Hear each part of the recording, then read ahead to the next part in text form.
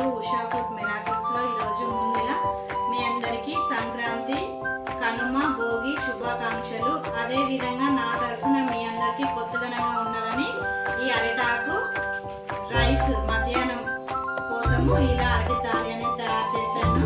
అదేంటంటే chicken curry, శనగపప్పు కూడా, బిర్యానీ, రైతా, బిర్యానీ కర్రీ, చపాతి, పాపడ్, లడ్డు,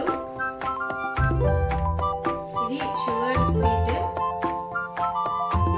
బెల్లం స్వీట్, ఇది వైట్ రైస్, ఉసిరికాయలు. ఇప్పుడు ఉసిరికాయ సీజన్ వస్తుంది కాబట్టి ఉసిరికాయ పచ్చడి కూడా పెట్టాను.